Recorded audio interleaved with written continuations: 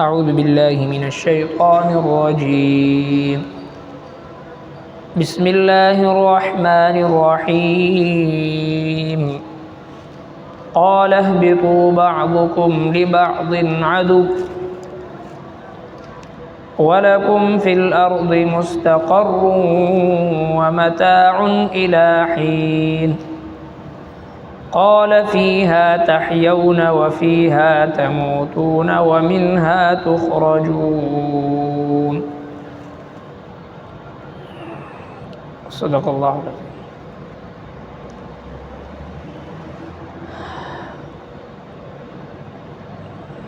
पदीजे की अल्लाह तबारक व ताला द हज़रत आदम अलैहिस्सलाम और द इब्लीस वाक़या ज़िक्र फरमाइल।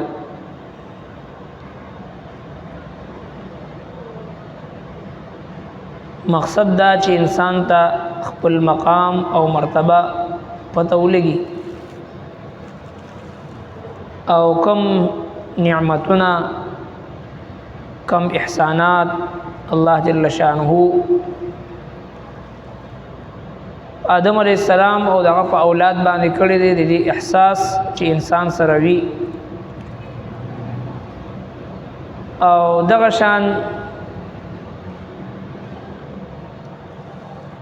द हज़रत आदम अलैहिस्सलातु वस्सलाम औलाद दहागा आदतुना और दहागा खसलतुना और दहागा सिफ़ात खपल ज़ान की पैदा की और द कमो कमज़ोरियानो द वजना द कमो गुनाहुनो प वजना द कम तकब्बुर द वजना शैतान चे दे हलाक शू रांदे दरगाह शू। नो आदम अलैहिस्सलातु वस्सलाम द आदम अलैहिस्सलाम औलाद चे दे द आगा सिजुना ज़ान बच उसाती और इम्तिहान पतौर बांधी अल्लाह तबारक व ताला द दोनों वाक़या ज़िक्र फरमाइल ची दोनों ना ख़ता सरज़द शू।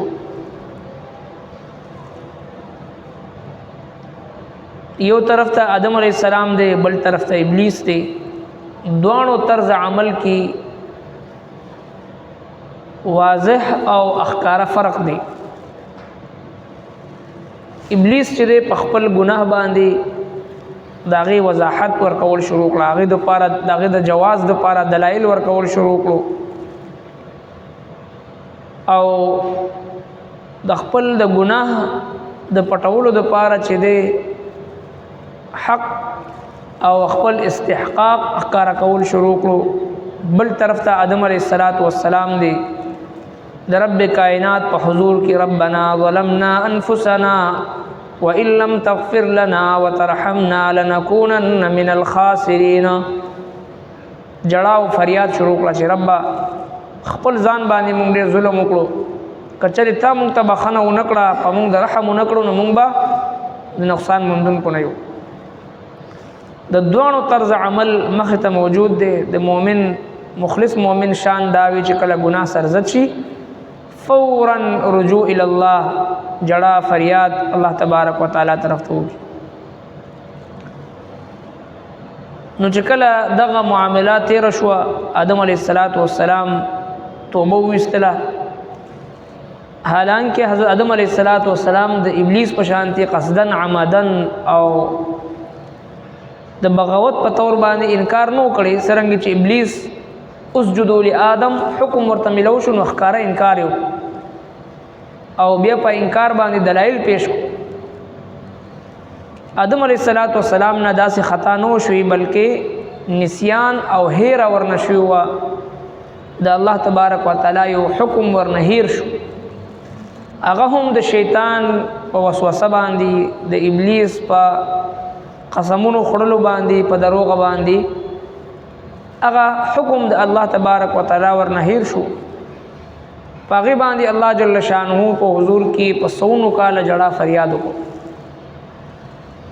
उस पदीज़े के अल्लाह तबारक व ताला दीदी वाक़ई अगा हिस्सा ज़िक्र कई जिकला अल्लाह जल्ल शानुहु दी तो फरमाइल क़ाल फरमाइल अल्लाह जल्ल शानुहु इहबितू कुशैतासो बादुकुम लिबादिन अदु द तासु न ज़िनी द ज़िनो दुश्मनान वी ولکم فی الارض او تاسو د پارا پزمکه کی مستقر استغنا ومتاع او جن سامان دی الہین تر یوم دی پوری ترس وقت پوری. قال دو فرمائل فیها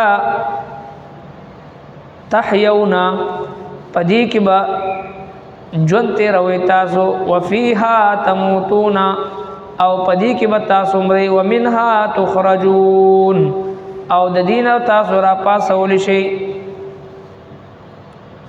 الله تبارک و تعالی او تو فرمایل چې به هر حال توبه ستا قبول شو خو اوس تاسو انسانان زمکه تکوشي خو دومره دا چې د جنت په شان دي ماحول بنئ بلکې په دنیا کې بس تاسو یو بل سره دشمنی وي او دغه دشمنی د حضرت آدم علیه السلام د زمانې نه شروع شو د دنیا د محبت د وجنا د خزي د محبت د وجنا او د حسد د وجنا د کینی د وجنا د آدم علیه السلام زوی قابیل رولګي دو او خپل سکرور حابیل هغه قتل کو او دغه دشمنی بنیاد چې دغه زینه شروع شو. نو اگر چې دغه دشمنی د شیطانی اثراتو نتیجه وی الله رب کائنات آدم علیه السلام ته فرمایل چې په دې مقدس مکه باندې ستاسو یو دشمن دی چې هغه ابلیس دی هغه شیطان دی داغه خبره به نه منئ زما د خوخي مطابق به ژوند تیروي کچری د ابلیس خبره تاسو ومنله نو هغه به تاسو هلاک. الم اعد الیکم یا بنی آدم الا تعبدوا الشیطان انه لکم عدو مبین. ایا ما تاسو ته نو ویلی اے اد بنی آدم چې تاسو د ابلیس او د شیطان خبره ممنئ داغه عبادت مکوئ داغه پیروي مکوئ ستاسو ښکار دشمن دی. وان اعبدونی صرف زما عبادت کوئ هذا صراط مستقیم دغه نیغه لاره ده. نو د شیطان ابلیس سره د مسلمان دشمنی ده اولاد آدم دشمنی ده ځکه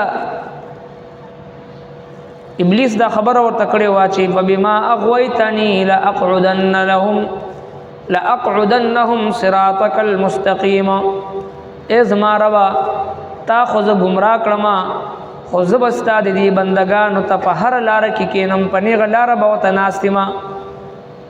ثم لآتینهم من بین ایدیهم ومن خلفهم وعن شمائلهم وعن يمينهم وعن شمائلهم ولا تجد اكثرهم شاكرين وعن ايمانهم وعن شمائلهم. زبستا دې بندگانو په خي طرف نه غس طرف نه مخ کې نه رستنا هر طرف نه دوی تر اعظم دوی به گمراه کوما. الله تبارک وتعالى ورته فرمایل چې څوک ستا خبره اومنینو هغه هم تاسو سره جهنم ته ځي. نو لہذا پدی واقعات آدم علیہ السلام کی اللہ جل شانہ مونږ ته یو څو حکمتونه دي یو څو فواید مونږ ته حاصلېږي د حضرت آدم علیہ السلام د دې واقعینا. یو دا چې د الله جل شانہ حکمتونه ډېر زیات دي بے شمار دي زموږ استادو په فهم او ادراک کې هغه نشرات دي. د یو کس په بیماری کې د یو کس په صحت کې د یو کس په مالداري کې د یو کس په غریبۍ کې د یو کس په مختلف د ژوند په حالاتو کې څه حکمت دی دا د الله جل شانہ په علم کې دی.